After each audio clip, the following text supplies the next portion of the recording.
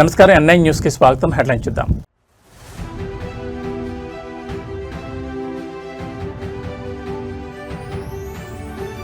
జనసేనలో సేనాగళం కమిటీ ఏర్పాటు, సరికొత్త రాజకీయ వరవడికి పవన్ కళ్యాణ్ శ్రీకారం.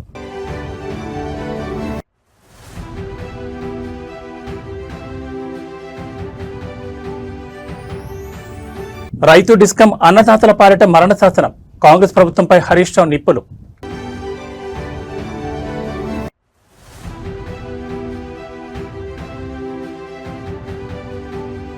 మంతని బస్టాండ్ ప్రగతి పనులకు మంత్రులు పొన్నం ప్రభాకర్, శ్రీధర్ బాబు శంకుస్థాపన.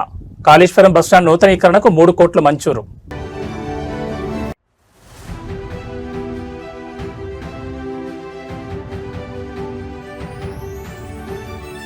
తిరుపతిలో ఒక్కసారిగా మారిన వాతావరణం, పిడుగుల మాతతో విరుచుకుపడిన కుండపోత వర్షం. ఇక వివరాలు చూస్తే, ఆంధ్రప్రదేశ్ పారిశ్రామిక రంగంలో కూటమి ప్రభుత్వం సరికొత్త చరిత్రను లిఖిస్తోంది. పెట్టుబడుల ఆకర్షణలోనే కాదు, పరిశ్రమల స్థాపనలోనూ స్పీడ్ ఆఫ్ డూయింగ్ బిజినెస్ అంటే ఏంటో అంతర్జాతీయ దిగ్గజాలకు ప్రాక్టికల్ గా చూపిస్తోంది. తిరుపతి జిల్లాలోని ప్రముఖ ఇండస్ట్రియల్ హబ్ శ్రీ సిటీలో గత ఏడాది అంటే 2025 మే నెలలో శంకుస్థాపన చేసుకున్న గ్లోబల్ ఎలక్ట్రానిక్స్ దిగ్గజం LG ఎలక్ట్రానిక్స్ సంస్థ త్వరలోనే తన పూర్తిస్థాయి వాణిజ్య ఉత్పత్తిని ప్రారంభించేందుకు సిద్ధమైంది. ఆంధ్రప్రదేశ్ ను ఎలక్ట్రానిక్స్ మ్యానుఫ్యాక్చరింగ్ హబ్ గా మార్చాలనే లక్ష్యంతో ప్రభుత్వం అడుగులు వేస్తోంది. ఇందులో భాగంగానే 2025 మే నెలలో శ్రీ సిటీలో LG ఎలక్ట్రానిక్స్ ప్లాంట్ కు శంకుస్థాపన జరిగింది. సాధారణంగా ఇలాంటి భారీ ప్లాంట్లు ఉత్పత్తి దశకు రావడానికి సంవత్సరాల సమయం పడుతుంది. కానీ కూటమి ప్రభుత్వం అధికారంలోకి వచ్చిన వెంటనే తీసుకొచ్చిన సింగిల్ విండో విధానం, సత్వర అనుమతులు, మౌలిక వసతుల కల్పన వల్ల 7 గంటల వేగంతో పనులు పూర్తయ్యాయి. ప్రభుత్వం కేవలం మాటలకే పరిమితం కాకుండా క్షేత్రస్థాయిలో పరిశ్రమలకు అండగా నిలవడంతో LG యాజమాన్యం కూడా అత్యంత వేగంగా ప్లాంట్ నిర్మాణాన్ని పూర్తి చేసి త్వరలోనే పూర్తిస్థాయి ఉత్పత్తిని ప్రారంభించబోతోంది. ఈ మెగా ప్రాజెక్ట్ ఇంత వేగంగా సాకారం కావడంలో ఐటీ, ఎలక్ట్రానిక్స్ మరియు పరిశ్రమల శాఖ మంత్రి నారా లోకేష్ పర్యవేక్షణ అత్యంత కీలక పాత్ర పోషించింది. ఎప్పటికప్పుడు LG ఉన్నతాధికారులతో సమీక్షలు జరుపుతూ వారికి కావలసిన అన్ని రకాల పరిపాలనాపరమైన సహకారాన్ని లోకేష్ స్వయంగా అందించారు. LG ఎలక్ట్రానిక్స్ ప్లాంట్ పూర్తి స్థాయిలో అందుబాటులోకి రావడం ద్వారా తిరుపతి, చిత్తూరు, నెల్లూరు జిల్లాలతో పాటు రాయలసీమ ప్రాంతానికి చెందిన వేలాది మంది స్థానిక యువతకు పారిశ్రామిక రంగంలో అత్యుత్తమ ఉద్యోగ, ఉపాధి అవకాశాలు లభించబోతున్నాయి. ప్రభుత్వాల చిత్తశుద్ధి, పాలకుల విజన్ తోడైతే పరిశ్రమలు ఎంత వేగంగా వస్తాయనడానికి LG ఎలక్ట్రానిక్స్ ప్లాంటే ఒక సజీవ సాక్ష్యం. స్పీడ్ ఆఫ్ డూయింగ్ బిజినెస్ నినాదంతో ఏపీ మున్ముందు మరిన్ని పెట్టుబడులను ఆకర్షించడం ఖాయంగా కనిపిస్తోంది.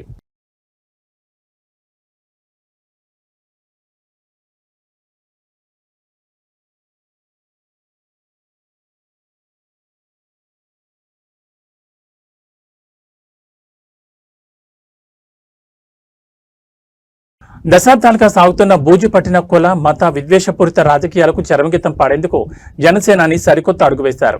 సమకాలీన రాజకీయాలు విప్లవాత్మక వరవడికి శ్రీకారం చుడుతూ సామాజిక సామరస్యం, బాధ్యతాయుత రాజకీయాలు, రాజ్యాంగ విలువల పరిరక్షణ ధ్యేయంగా జనసేన పార్టీలో సేనాగళం అనే నూతన కమిటీని ఏర్పాటు చేస్తున్నట్లు పార్టీ అధినేత పవన్ కళ్యాణ్ సంచలన ప్రకటన చేశారు. మంగళగిరి ప్రధాన కార్యాలయంలో జరిగిన కీలక సమావేశంలో ఈ కమిటీ విధి విధానాలను ఖరారు చేస్తూ రాజకీయ విమర్శలపై ఆయన అత్యంత కీలక వ్యాఖ్యలు చేశారు. రాజకీయాల్లో ప్రత్యర్థులను ఎదుర్కొనేందుకు మొల్లును మొల్లుతోనే తీయాలి అనే పాతబడిన నానుని పవన్ కళ్యాణ్ తీవ్రంగా తప్పుబట్టారు. ఒక సామాజిక వర్గం విమర్శిస్తే తిరిగి అదే వర్గానికి చెందిన నాయకులతో ప్రతి విమర్శలు చేయించే బూర్జువా సంస్కృతికి జనసేన శాశ్వతంగా స్వస్తి పలుతోందని కుండబద్దలు కొట్టారు.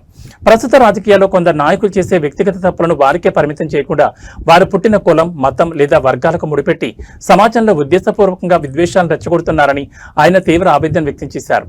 తప్పు చేసిన వారిని వ్యక్తిగత స్థాయిలోనే ప్రశ్నించాలి తప్ప ఆ వ్యవహారంలోకి మొత్తం సామాజిక వర్గాలను రాకూడదని అనేది జనసేన స్పష్టమైన విధానమని ప్రకటించారు. ఈ సేనాగళం కమిటీ ప్రధానంగా నేటి జన్జీ యువత ఆలోచనలు, ఆశయాలను ప్రతిబింబించేలా దేశ సమగ్రతకు భంగం వాటిల్లకుండా గళం వినిపించనుందని పవన్ కళ్యాణ్ స్పష్టం చేశారు. తమ స్వార్థ ప్రయోజనాల కోసం తాము చేసిన తప్పులను కప్పిపుచ్చుకునేందుకు కొందరు రాజకీయ నాయకులు కులం, మతం, ప్రాంతీయత వంటి భావ వివక్షాలు ముదుగు వేసుకుని దాక్కునే ప్రయత్నం చేస్తున్నారని, అయితే నేటి ఆధునిక యువత ఇటువంటి కుహానా రాజకీయ సంస్కృతిని తీవ్రంగా వ్యతిరేకిస్తోందని ఆయన హితవు పలికారు. ఈ కమిటీలో అన్ని సామాజిక వర్గాల సభ్యులకు స్థానం కల్పిస్తూ అభ్యుదయ భావాలతో అత్యున్నత సామాజిక బాధ్యతతో జనసేన ముందుకు సాగుతుందని వెల్లడించారు.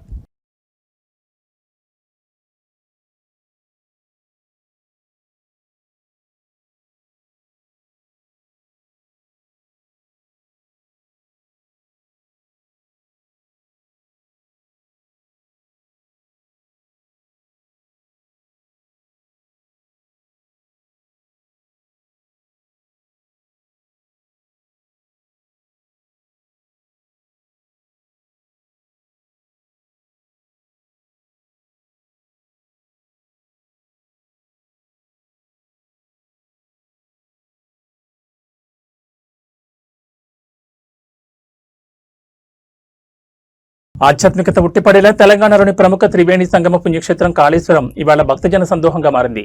గత సంవత్సరం ముఖ్యమంత్రి చేతుల మీదుగా అత్యంత వైభవంగా ప్రారంభమైన పవిత్ర సరస్వతి నదీ పుష్కరాల ఉత్సవాలు ఈసారి జరుగుతున్న అంచె పుష్కరాలతో ముగింపు దశకు చేరుకున్నాయి. ఈ పవిత్రమైన అంచె పుష్కరాల ముగింపు వేడుకల కార్యక్రమానికి రాష్ట్ర గవర్నర్ ముఖ్య అతిథిగా విచ్చేశారు. స్థానిక ఎమ్మెల్యే మరియు రాష్ట్ర మంత్రి దుద్దెళ్ల శ్రీధరబాబు సమర్థవంతమైన నాయకత్వంలో ఈ పుష్కర వేడుకలు ఎంతో ఘనంగా క్రమశిక్షణతో నిర్వహించబడుతున్నాయి. సరస్వతి అంచె పుష్కరాల సందర్భంగా ఈ పుణ్యక్షేత్రానికి తెలుగు రాష్ట్రాలతో పాటు దేశం నలుమూలల నుంచి లక్షలాది మంది భక్తులు తరలివచ్చి అత్యంత భక్తి శ్రద్ధలతో పవిత్ర పుణ్యస్నానాలను ఆచరిస్తున్నారు. పుణ్యనదిలో మునకలేసి పుణ్యాన్ని ముట్టగట్టుకోవడంతో పాటు తమ కుటుంబాల భవిష్యత్ బాగుండాలని, అందరికీ శుభం కలగాలని భక్తులు స్వామివారిని ప్రార్థిస్తున్నారు. ముఖ్యంగా ఈ వేడుకల సందర్భంగా తెలంగాణ రాష్ట్రంతో పాటు దేశమంతటా సకాలంలో సమృద్ధిగా వర్షాలు కురవాలని, తద్వారా దేశ రైతాంగం సస్యశ్యామలంగా వర్ధిల్లాలని, ప్రజలందరూ ఆయురారోగ్యాలతో సుఖ సంతోషాలతో వర్ధిల్లాలని పండితులు, భక్తులు ప్రత్యేక పూజలు నిర్వహించారు. ఈ వేడుకల్లో భాగంగా ఇటీవలే కాశీ విశ్వేశ్వర క్షేత్రానికి చెందిన వేద పండితులు ఇక్కడ లోక కళ్యాణం కోసం సమర్పించిన పవిత్రమైన దివ్యహారతిని భక్తులు కనులారా వీక్షించి తరించారు. ఇక్కడి గురువుగారు మరియు వేద పండితులు నిర్వహిస్తున్న ప్రతి కార్యక్రమం కేవలం లోక కళ్యాణార్థం మరియు విశ్వశాంతి కోసమేనని స్పష్టం చేశారు. ఆధ్యాత్మికంగా కాశీ క్షేత్రంలోని విశ్వేశ్వరునికి, ఇక్కడి కాళేశ్వర ముక్తేశ్వర స్వామి సన్నిధికి ఎంతో అద్భుతమైన అంతర్గత పోలికలున్నాయని పండితులు చెబుతున్నారు. అందుకే ఇది ఒక అత్యంత విశిష్టమైన క్షేత్రంగా ప్రసిద్ధి కాంచింది. ఈ సరస్వతి అంచె పుష్కరాల్లో పాల్గొని స్వామివారిని దర్శించుకున్న ప్రతి ఒక్క భక్తునికి మరియు ప్రజలందరికీ సర్వశుభాలు కలగాలని భగవంతుని ప్రార్థిస్తున్నట్లు ఆలయ వర్గాలు తెలిపాయి. గత సంవత్సరం గౌరవ ముఖ్యమంత్రి గారు ప్రారంభిస్తే ఈసారి అంచె పుష్కరాలకు సంబంధించి మరి గౌరవ గవర్నర్ గారు వచ్చి స్థానిక శాసనసభ్యుడు గౌరవనీయులు మంత్రి పెద్దల శ్రీధరబాబు గారి నాయకత్వంలో లక్షలాది మంది వచ్చి మరి పుష్కర స్నానం గావించుకొని పుణ్యాన్ని పొంది వారు భవిష్యత్తుకు సంబంధించి మంచి జరగాలని, తెలంగాణ రాష్ట్రం అంతా కూడా లేదా దేశమంతా కూడా మంచి సుభిక్షమైన వర్షాలు పడి సస్యశ్యామలంగా రైతాంగము అందరూ సుఖ సంతోషంతో ఉండాలని, ఆయురారోగ్యాలతో ఉండాలని, అందరూ కూడా తాము బాగుండాలి, అందరూ బాగుండాలని కోరుకున్నటువంటి పుష్కర స్థానం లోపల ముఖ్యంగా ఇప్పుడే మనం భారతులు కాశీ విశ్వేశ్వర పండితులు చూడడం జరిగింది. వారందరూ కూడా లోక కళ్యాణం కొరకు, గురుగారు కూడా అందరు ఎవరు ఏం చేసినా ఇది లోక కళ్యాణం కొరకు జరుగుతున్నటువంటి కార్యక్రమంగా కాళేశ్వర ముక్తేశ్వర స్వామి సన్నిధిలో ఒక విశిష్టమైనటువంటి అక్కడ కాశీ విశ్వేశ్వరుడు, ఇక్కడ కాళేశ్వర ముక్తేశ్వరుడుగా పోలిక ఉన్నటువంటి దేవాలయ పరిధిలో జరిగినటువంటి సరస్వతి అంత్య పుష్కరాలకు సంబంధించి పాల్గొన్నటువంటి ప్రతి ఒక్కరికి శుభం జరగాలని అమ్మవారిని ప్రార్థిస్తూ అందరికీ నమస్కారం చెప్తూ సెలవుకుంటాను. తెలంగాణలో వ్యవసాయ విద్యుత్ సరఫరా, రైతు డిస్కం ఏర్పాటు ప్రతిపాదనలపై అధికార ప్రతిపక్షాల మధ్య రాజకీయ సెగలు రాచుకున్నాయి. కాంగ్రెస్ ప్రభుత్వం తీసుకురావాలని చూస్తున్న రైతు డిస్కం విధానం రాష్ట్రంలోని అన్నదాతల పాలిట ఒక పెద్ద శాపంగా మారబోతోందని మాజీ మంత్రి బీఆర్ఎస్ సీనియర్ నేత హరీష్ రావు తీవ్రస్థాయిలో ధ్వజమెత్తారు. గత బీఆర్ఎస్ ప్రభుత్వం ఎంతో ప్రతిష్టాత్మకంగా అందించిన 24 గంటల ఉచిత విద్యుత్ పథకానికి ఎసరు పెట్టడానికి ఈ కొత్త డిస్కంల ముసుగులో ప్రభుత్వం కుట్రలు చేస్తోందని ఆయన ఆరోపించారు. తెలంగాణ భవన్లో జరిగిన మీడియా సమావేశంలో హరీష్ రావు కాంగ్రెస్ ప్రభుత్వ విద్యుత్ విధానాలపై నిప్పులు చెరిగారు. దేశంలోని ఎక్కడా లేని విధంగా కేసీఆర్ రైతాంగానికి ఉచితంగా నాణ్యమైన 24 గంటల కరెంట్ ఇస్తే ప్రస్తుత ప్రభుత్వం దాన్ని నిర్వీర్యం చేసేందుకు ప్రయత్నిస్తోందని మండిపడ్డారు.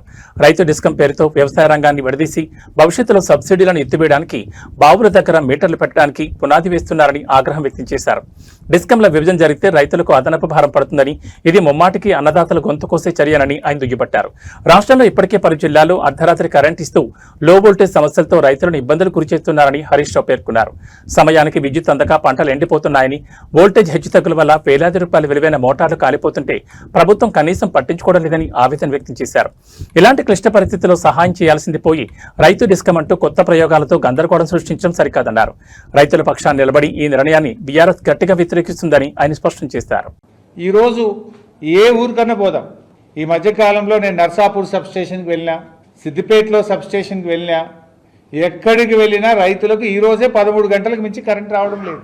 13 అవర్స్ కూడా కరెంట్ రావడం లేదు. ఈరోజు నువ్వేదో 24 గంటల ఉచిత విద్యుత్తు ఇవ్వడానికి నేను ఆర్పీడీసీఎల్ పెడుతున్నా అని చెప్పినావు. ఈరోజు రాష్ట్రంలో ఎక్కడ కూడా రైతులకు 13 గంటల ఉచిత అంటే మించి ఉచిత విద్యుత్తు రావడం లేదు. ఇవాళ నీ ఆర్పీడీసీఎల్ ఏర్పాటుతో 8-9 గంటలు కూడా రాని పరిస్థితి ఏర్పడుతుంది. ఇలా గుజరాత్లో కేవలం రైతులకు 7 గంటల కరెంటే వస్తుంది. కాంగ్రెస్ పాలిస్తున్న కర్ణాటకలో 8 గంటల కరెంటు మాత్రమే వస్తుంది. రేపు తెలంగాణలో కూడా అదే జరగబోతా ఉంది. భౌతిక ఇంధన మరియు పారిశ్రామిక రంగానికి గుండెకాయ లాంటి బొగ్గు మైనింగ్ విభాగాల బలోపేతమే లక్ష్యంగా కేంద్ర ప్రభుత్వం వేగవంతమైన అడుగులు వేస్తోంది. ఇందులో భాగంగా కేంద్ర బొగ్గు మరియు గనుల శాఖ మంత్రి ఒడిశా రాజధాని భువనేశ్వర్ చేరుకున్నారు. భువనేశ్వర్ ఎయిర్పోర్టుకు చేరుకున్న కేంద్ర మంత్రికి దేశంలోని ప్రముఖ ప్రభుత్వ రంగ సంస్థలైన మహానది కోల్ఫీల్డ్స్ లిమిటెడ్ మరియు నేషనల్ అల్యూమినియం కంపెనీ లిమిటెడ్ ఉన్నతాధికారులు ప్రతినిధులు ఘన స్వాగతం పలికారు. దేశంలోని అత్యధిక ఖనిజ సంపద కలిగిన రాష్ట్రాల్లో ఒకటైన ఒడిశాలో కేంద్ర ప్రభుత్వం అనుబంధ బొగ్గు గనుల శాఖల పనితీరును స్వయంగా పర్యవేక్షించేందుకు కేంద్ర మంత్రి ఈ పర్యటన చేపట్టారు. భువనేశ్వర్ చేరుకున్న వెంటనే ల్యాండ్ స్లైడ్ కంపెనీలైన మహానది కోల్ఫీల్డ్స్ మరియు నాల్కోకు చెందిన అగ్రశ్రేణి అధికారులు మంత్రిని కలిసి క్షేత్రస్థాయి పరిస్థితులపై ప్రాథమిక సమాచారం అందించారు. దేశీయంగా బొగ్గు ఉత్పత్తిని పెంచడం, అల్యూమినియం ముడిసరు కొరత లేకుండా చూడడంలో ఒడిశాలోని ఈ ప్రాజెక్టులు అత్యంత కీలక పాత్ర పోషిస్తున్న తరుణంలో కేంద్ర మంత్రి ఈ రాక పారిశ్రామిక వర్గాల్లో తీవ్ర ఆసక్తిని రేకెత్తిస్తోంది. ఈ పర్యటనలో అత్యంత ప్రధానమైన ఘట్టం రేపు ఆవిష్కృతం కాబోతోంది. కేంద్ర బొగ్గు మరియు గనుల మంత్రిత్వ శాఖల ఆధ్వర్యంలో 2 వేర్వేరు ఉన్నత స్థాయి సమీక్షా సమావేశాలను మంత్రి స్వయంగా చేయనున్నారు. బొగ్గు మరియు గనుల రంగాల్లోని ప్రధాన స్టేక్ హోల్డర్లతో మంత్రి ముఖాముఖి చర్చలు జరపనున్నారు. దేశంలో పారిశ్రామిక ప్రగతిని పరుగులు పెట్టించేందుకు, మైనింగ్ ప్రక్రియను మరింత సులభతరం చేసేందుకు మరియు పర్యావరణ హిత పద్ధతుల్లో ఉత్పత్తిని పెంచేందుకు తీసుకోవాల్సిన వినూత్న నిర్ణయాలపై రేపటి సమావేశంలో ఒక పటిష్టమైన రోడ్ మ్యాప్ను సిద్ధం చేయనున్నట్లు మంత్రిత్వ శాఖ వర్గాలు స్పష్టం చేశాయి.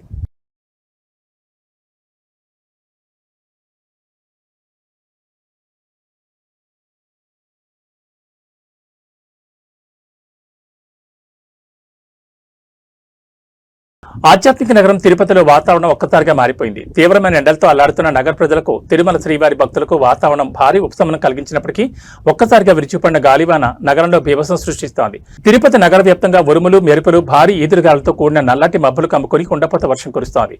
మధ్యాహ్నం వరకు తీవ్రమైన పగటి ఉష్ణోగ్రతలతో ఉక్కపోతగా ఉన్న తిరుపతి నగరంలో సాయంత్రానికి వాతావరణం పూర్తిగా చల్లబడింది. ఆకాశంలో దట్టమైన మేఘాలు కమ్ముకొని చూస్తుండగానే పిడుగుల మొత్తలతో కూడిన భారీ వర్షం ప్రారంభమైంది. గంటకు 30 నుంచి 40 కిలోమీటర్ల వేగంతో వీస్తున్న ఈదురుగాలుల కారణంగా నగరంలోని పలు ప్రాంతాల్లో చెట్ల కొమ్మలు విరిగిపడ్డాయి. ఫ్లెక్సీలు, హోర్డింగ్లు గాలికి ఎగిరిపోయాయి. ఆకస్మిక వానతో రహదారిపై వెళ్తున్న వాహనదారులు, ముఖ్యంగా ద్విచక్ర వాహనదారులు తీవ్ర ఇబ్బందులు పడుతున్నారు. నగరంలో ముందస్తు జాగ్రత్తగా పలు ఏరియాలో విద్యుత్ సరఫరాను అధికారులు నిలిపివేశారు. ఈ భారీ వర్షం కారణంగా తిరుమల యాత్రికులు తీవ్ర ఇబ్బందులు ఎదుర్కొంటున్నారు. అలిపిరి నడకదారి, శ్రీవారి మెట్ల మార్గాల్లో వెళ్తున్న భక్తులు ఒక్కసారిగా కురిసిన వర్షానికి తలదాచుకునేందుకు షెడ్ల వైపు పరుగులు తీశారు. తిరుమల కొండపై కూడా మేఘాలు దట్టంగా కమ్ముకోవడంతో ఘాట్ రోడ్లో ప్రయాణించే వాహనదారులు అత్యంత అప్రమత్తంగా ఉండాలని అధికారులు సూచిస్తున్నారు. మంచు, వర్షం కారణంగా రోడ్లు జారుడుగా మారే ప్రమాదం ఉండడంతో వాహనాల వేగాన్ని తగ్గించి హెడ్ లైట్లు ఆన్ చేసుకుని ప్రయాణించాలని ట్రాఫిక్ పోలీసులు హెచ్చరికలు జారీ చేశారు.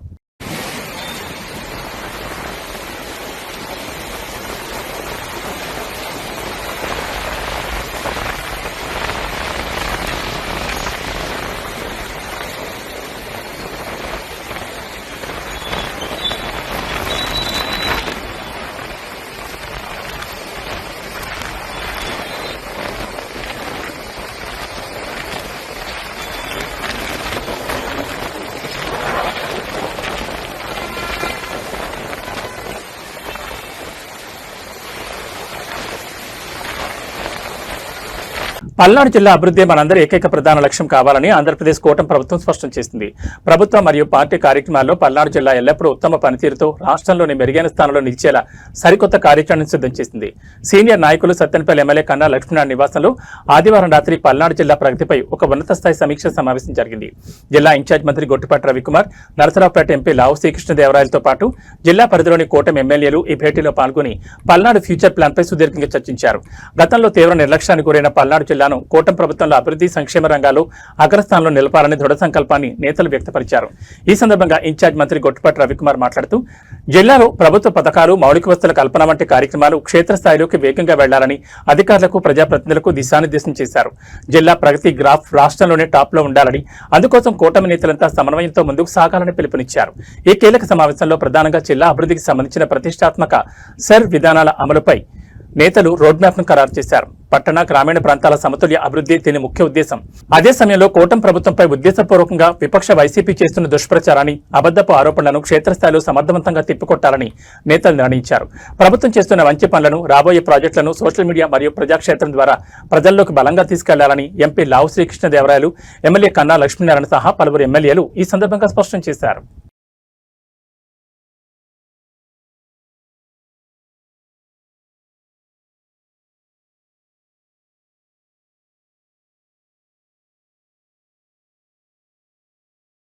తెలంగాణ కాంగ్రెస్ ప్రభుత్వం ఎంతో ప్రతిష్టాత్మకంగా భావిస్తున్న ఇందిరమ్మ ఇళ్ల పథకం క్షేత్రస్థాయిలో వివాదాలకు అవినీతి ఆరోపణలకు కేర్ ఆఫ్ అడ్రస్ గా మారుతోంది.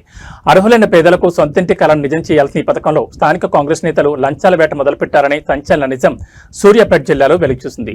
ఇందిరమ్మ ఇళ్లు మంజూరు కావాలంటే ఏకంగా ₹1,00,000 లంచం ఇవ్వాలంటూ కాంగ్రెస్ నాయకులు అధికార బలంతో పేదలను వేధిస్తున్న ఉదంతం ఇప్పుడు రాష్ట్ర వ్యాప్తంగా కలకలం రేపుతోంది. తాము చెప్పిన వారికి ఇళ్లు వస్తాయంటూ వారు బహిరంగంగానే బెదిరింపులకు దిగుతున్నట్లు ఆరోపణలు వినిపిస్తున్నాయి. సూర్యాపేట జిల్లా నడిగూడి మండలం రత్నవరం గ్రామానికి చెందిన సుకన్య అనే పేద మహిళకు ప్రభుత్వం నుంచి ఇందిరమ్మ ఇళ్లు మంజూరు అవ్వాల్సింది. అయితే గ్రామానికి చెందిన కొందరు కాంగ్రెస్ నాయకులు ఆమెను సంప్రదించి ఇల్లు కావాలంటే ₹1,00,000 నగదు లంచంగా ఇచ్చుకోవాలని డిమాండ్ చేశారు. అంత పెద్ద మొత్తం తాను ఇచ్చుకోలేనని సదరు మహిళ ఆవేదన వ్యక్తం చేయగా స్థానికంగా తాము చెప్పిన వారికి ఇళ్లొస్తాయి, తాము రాసిస్తేనే లిస్టులో పేర్లుంటాయంటూ సదరు అధికార పార్టీ నాయకులు ఆమెను తీవ్రంగా బెదిరించినట్టు తెలుస్తోంది. ప్రభుత్వ పథకాల కేటాయింపుల్లో స్థానిక నేతల విచ్చలవిడి జోక్యం, బెదిరింపుల పర్వంపై రత్నవరం గ్రామస్తులు సైతం తీవ్ర విస్మయం వ్యక్తం చేస్తున్నారు. తమకు రావాల్సిన ఇందిరమ్మ ఇళ్లను అడ్డుకుంటూ ₹1,00,000 లంచం కోసం వేధిస్తున్న స్థానిక కాంగ్రెస్ నాయకులపై కోదాడ ఎమ్మెల్యే ఉత్తమ్ పద్మావతి రెడ్డి తక్షణమే స్పందించి న్యాయం చేయాలని బాధితురాలు సుకన్య కన్నీటి పర్యంతం అవుతూ డిమాండ్ చేస్తున్నారు. నియోజకవర్గంలో పార్టీ ప్రతిష్టను దెబ్బతీస్తూ పేదలకు లంచాల కోసం పీడిస్తున్న ఇటువంటి నాయకులపై కఠిన చర్యలు తీసుకోవాలని, అర్హురాలైన తనకు ఎలాంటి లంచాలు లేకుండా ఇందిరమ్మ ఇళ్లు దక్కేలా చూడాలని ఆమె కోరుతున్నారు. పేదల ఇళ్ల పథకంలో సాగుతున్న ఈ ముసోడి దందా ఇప్పుడు స్థానికంగా కాంగ్రెస్ పార్టీ శ్రేణుల్లోనూ పెద్ద చర్చకు దారితీస్తుంది. ఇందిరమ్మ ఇల్లు 16 ఇళ్ళు వచ్చినాయి సార్. మాకు రావిని వినయవర్ధన్ రెడ్డి వినయవర్ధన్ రెడ్డి మా ఇష్టం వచ్చినట్టు చేసుకుంటాం, మేమేమన్నా చేసుకుంటాం, నీకు ఇల్లు అయితే రాని అంటుంది సార్. మళ్ళీ బాబు గారు అని ఇక్కడ ఇదివరకు పాత సర్పంచ్ సార్, ఎప్పుడు వచ్చినా కూడా లంచాలు తీసుకుంటాడు ఆయన, తీసుకొని ఎవరికి ఇల్లు రానియాడు. ఇప్పుడు నేను ఇక్కడ నుంచి వస్తుంటే నా పరిస్థితి ఏంది, ఇల్లు కూలిపోతుందంటే ₹1,00,000 ఇవ్వమన్నాడు. నా దగ్గర డబ్బులు లేవన్నా 50,000 ఇవ్వమంటుండవు, నీ దిక్కున్న చోట చెప్పుకోపో, మీడియా చెప్పుకోవా, కలెక్టర్ చెప్పుకోవడం, మేడంకి చెప్పుకోవా అన్నాడు. ఇప్పుడు ఉన్న రవి మెయిన్ క్యాండిడేట్ కాంగ్రెస్ అధ్యక్షుడు అంట, ఆయన తోటి సంబంధాలు పెట్టుకొని మంచిగా ఉండి పర్సనల్ గా మాట్లాడితే ఇల్లు ఇస్తాడంట. ఆయనకు సంబంధించిన వాళ్ళకి ఇల్లు ఇస్తాడు, మాకు ఇల్లు ఇయ్యరంట.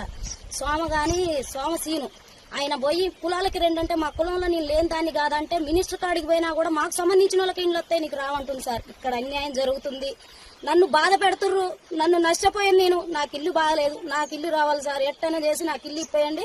వాళ్ళంటే నన్ను బయటికి రానియకుండా చేస్తారంట, వాళ్ళని మాత్రం ఏదో ఒకటి చేయాలి. మేడం అంట వాళ్ళకే ఇచ్చిందంట, వాళ్ళ ముగ్గురునే ఇక్కడ ఊరిని చూసుకో అని చెప్పిందంట. సర్పంచ్ గారు పోయి నా గురించి అడిగితే అమ్మాయికి నేను నీ సంతకంతో మాకు పని లేదు, నీ సంతకాలు పెట్టుకుంటాం, మేమే చేసుకుంటాం, మా ఇష్టం అని చెప్తున్నారు సార్. ఇది పరిస్థితి సార్, మాకు న్యాయం చేయండి సార్. నా పరిస్థితి బాగలేదు సార్, ఇదివరకు కరోనా వచ్చి నాకు కాళ్ళు పడిపోయినాయి సార్, నా పిల్లగాడు చదువుకునే పిల్లగాడు సార్, పనికి పంపిస్తున్నా సార్, ఇల్లు లేదు సార్, మమ్మల్ని ఎవరు రానియట్లేదు సార్, ఎవరింటి పోతే ఎవరు రానిస్తారు సార్, ఎవరు రానియట్లేదు సార్. గాలి వచ్చిన వర్షం వచ్చిన ఇల్లు 4 రోజులైంది సార్ అన్నం తినగా. వాళ్ళ చుట్టూ ఇళ్ళ చుట్టూ తిరుగుకుంటూ దండం పెట్టుకుంటూ తిరుగుతున్నా సార్, కాళ్ళు పట్టుకుంటూ తిరుగుతున్నా సార్, కళ్ళు తిరుగుతున్నాయి సార్ అన్నం తినగా. నాకు న్యాయం కావాలి సార్, నన్ను చంపుతారంట సార్, పోలీస్ స్టేషన్లో కేసు పెడతారంట సార్, నన్ను చంపుతారంట సార్, నాకు న్యాయం కావాలి సార్, వాళ్ళని ఏమన్నా చేయాలని నాకు న్యాయం చేయండి సార్. పోలే సార్, ఎమ్మెల్యే కాడికి పోయినా, మేడం కాడికి పోయినా, ఆడికి పోయినా మా కాడికి రావాల్సిందే, మేము చూసుకుంటాం అంటారు సార్.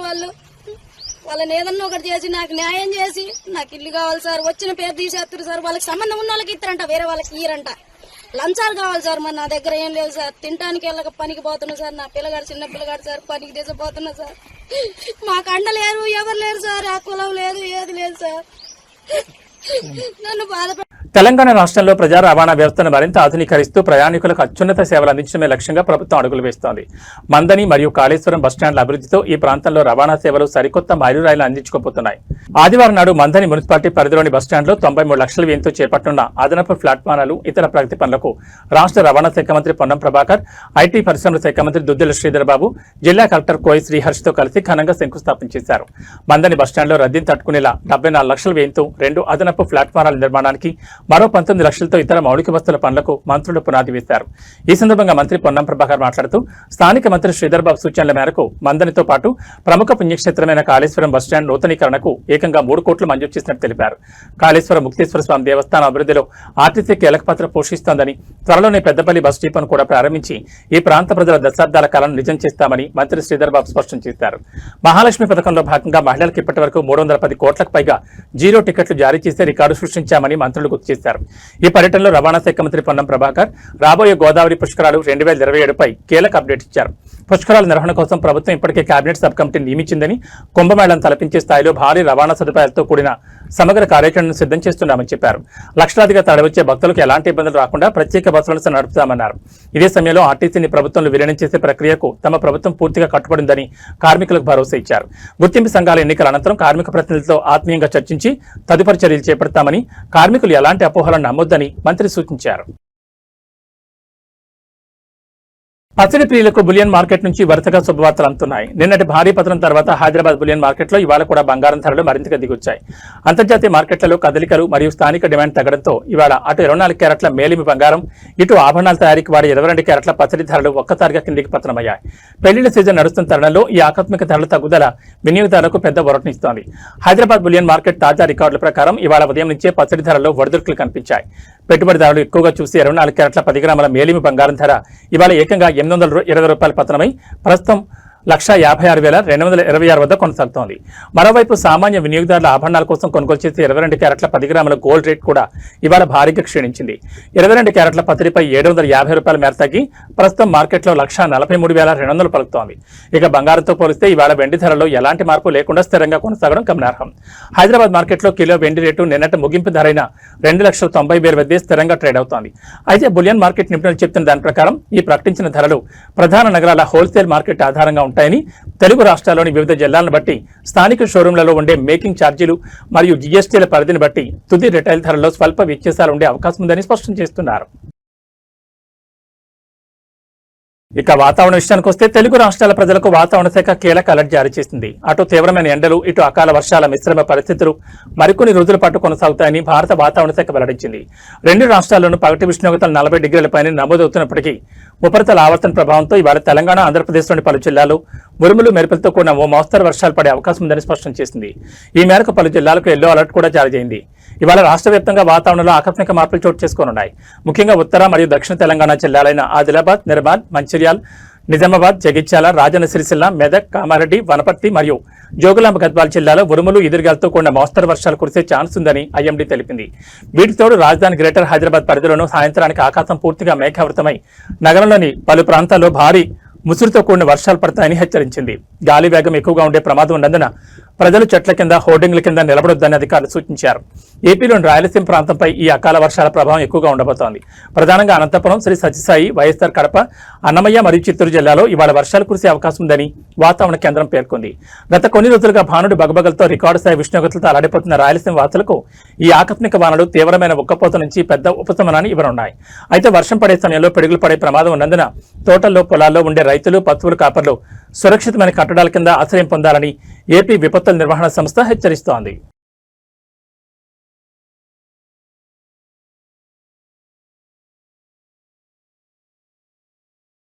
ఇవి బులెటిన్ విశేషాలు. మరో బులెటిన్లో మళ్ళీ కలుసుకుందాం. నమస్కారం.